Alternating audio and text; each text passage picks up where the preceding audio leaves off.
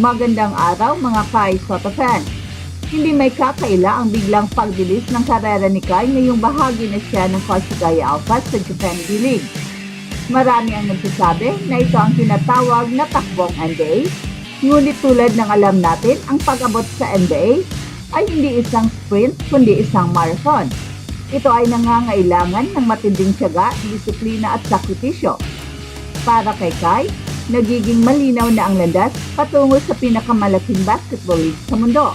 Isa sa pinakamalaking salip sa mabilis na pag-angat ni Kai ay ang tiwala ng kanyang coach na si Coach Ansai. Sa kabila ng mga hamon na dinanas ni Kai sa nakaraan, kabilang na ang kanyang mga injury at limitadong playing time, ipinapakita niya na sapat lamang ang tamang pagkakataon upang maipamalas ang kanyang NBA caliber style of play. Sa ilalim ng gabay ni Coach Ansai, nabigyan si Kai ng consistent na playing time at sa bawat laro, patuloy niyang pinapahanga ang kanyang kupunan at mga taga-suporta. Pinatunayan ni Kai na hindi lamang siya isang malaking presensya sa loob ng court, sa kabila ng kanyang 7-3 na taas, na natural na advantage sa laro, mas lumalalim pa ang kanyang laro under Coach Ansai. Natutunan niyang gamitin ang kanyang taas kasabay ng diskarte at agility, bagay na bihira sa mga player na kasing-laki niya. Ang mutual trust sa pagitan ni Kai at Coach Ansai ang naging fondasyon ng kanyang paglago bilang isang player. Isa sa mga pinakamalaking pagbabago sa laro ni Kai ay ang kanyang consistency.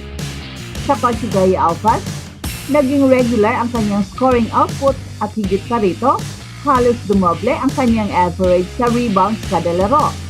Ipinapakita nito na hindi lamang siya nakatuon sa pag-atake, kundi pati na rin sa depensa at pagiging sulit sa presensya sa ilalim ng basket.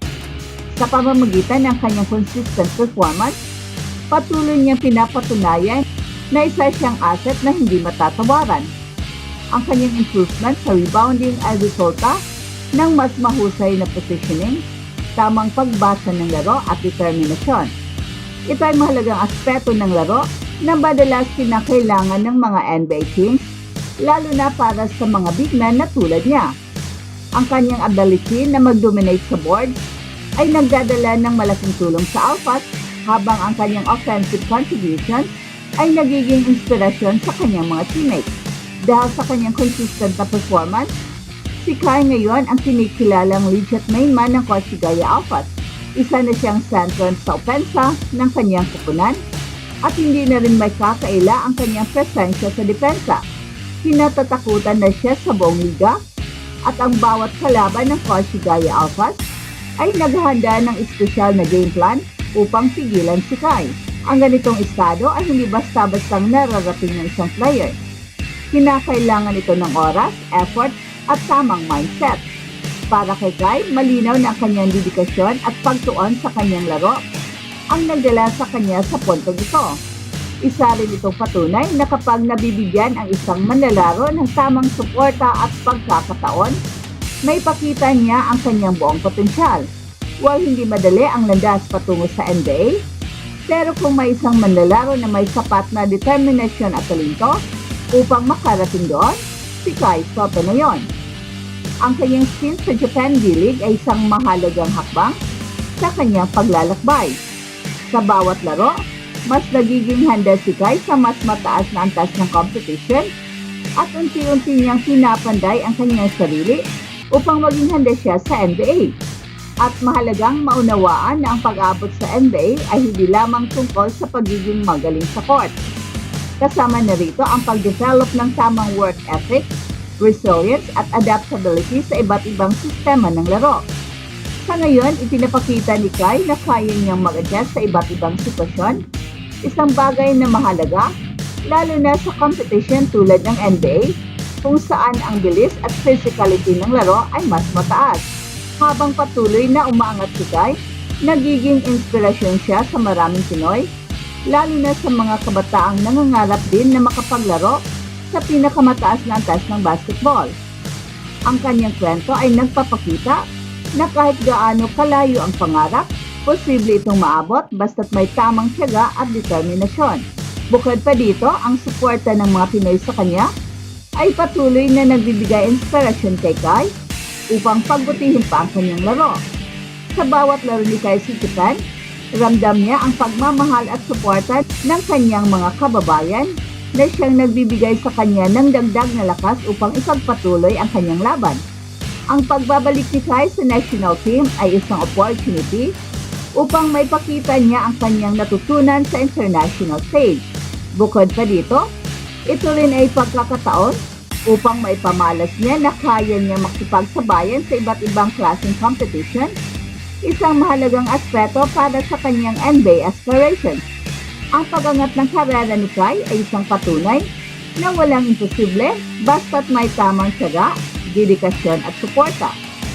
Sa ilalim ng pamamala ni Coach Shanghai sa Koshigaya Alphas, unti-unting pinapanday ni Kai ang kanyang sarili bilang isang NBA caliber player. Ang kanyang consistency sa scoring at rebounding, pati na rin sa kanyang presensya sa loob ng court, ay nagpapakita ng malaking improvement sa kanyang laro. Habang patuloy na lumalago ang karera ni Kai, nagiging mas malinaw na ang kanyang tagumpay ay hindi lamang para sa kanyang sarili, kundi para sa buong sambayan ng Pilipino. Sa bawat laro at tagumpay na kanyang nakamit, ipinapakita niya ang dedikasyon at determinasyon na kinakailangan upang maabot ang pinakamataas na antas ng basketball. Ang kwento ni Kai ay nagsisilbing inspirasyon, lalo na sa mga kabataan na nagpapakita na ang mga pangarap, gaano man kalaki, ay kayang makamit kung may tiyaga, sakripisyo at tamang pananaw sa buhay. Ang landas ni Kai patungo sa NBA ay hindi madali. Tulad ng isang marathon, ito ay nangangailangan ng matinding paghahanda at patuloy na pagpino ng kanyang talento at kasanayan. Mula sa kanyang mga unang hakbang sa basketball sa Pilipinas hanggang sa kanyang karanasan sa ibang bansa, unti-unti niyang napapanday ang kanyang kakayahan upang maging handa siya sa mas matitinding hamon sa hinaharap.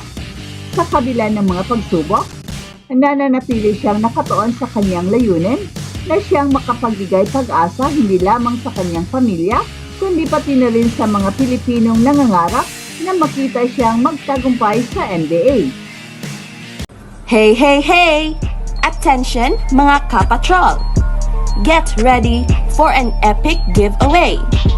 Once Express Info hits 150k subscribers, one lucky winner will win the incredible Oppo Reno 11F 5G smartphone. Here's how to join. Step 1. Subscribe to Express Info right now. Step 2. Like this video. Then step 3. Comment anything good and positive about our idol Kai Sotto. Super easy.